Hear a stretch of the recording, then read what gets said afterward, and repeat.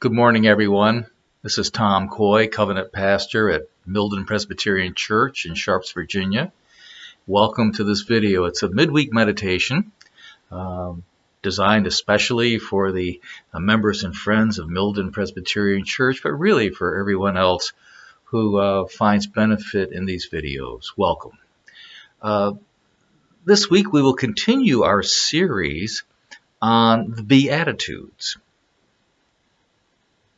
The Beatitudes are 9 statements that begin the Sermon on the Mount in Matthew 5 through 7.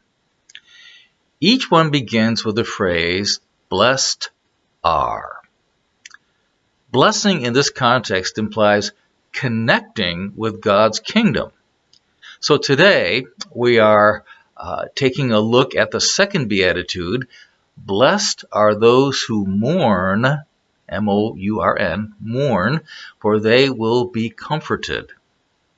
Jesus is strongly suggesting that there is a connection between grieving and heaven, which might strike us as a little odd.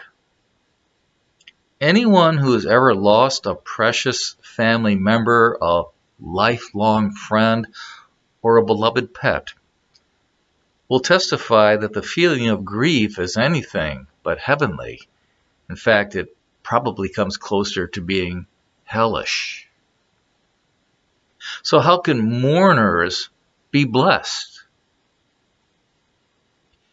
To answer that, we perhaps need first to expand our understanding of mourning. Though we commonly use the term to talk about grief over the death of a loved one, there is much more to the meaning of the word. For instance, mourning comes when people are distressed over the sufferings of others, not just themselves. This past year, we have all had opportunities to feel for the victims of the Northern Neck tornadoes and the wildfires in California. Mourning also comes when people are victimized by injustices. Mourning comes too when we and people we love are distorted by the dreadful power of sin, and we see lives deeply troubled by that activity. Now, in all fairness, not everybody is troubled by the problems of the world. In fact, many people simply ignore them, and others will just escape them. But if the example and teaching of Jesus means anything, salvation and healing come when we face the troubles of life and fully experience the pain they create. That is why Jesus himself turned the other cheek, went the second mile, and died upon that cross. He mourned the condition of this world.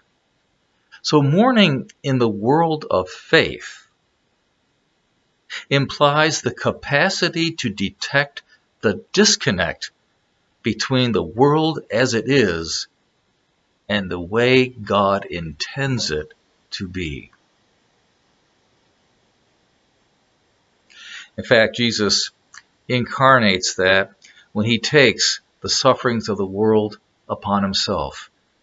And not he himself alone. As Jesus teaches in Luke chapter 9, all who would come after me must deny themselves, take up their crosses daily, and follow me. Disciples follow in the steps of the Lord who faced and embraced the sufferings of the world. Now, that's the painful side of this. There is a blessing as well. The blessing comes from the comfort and the consolation that God gives the faithful.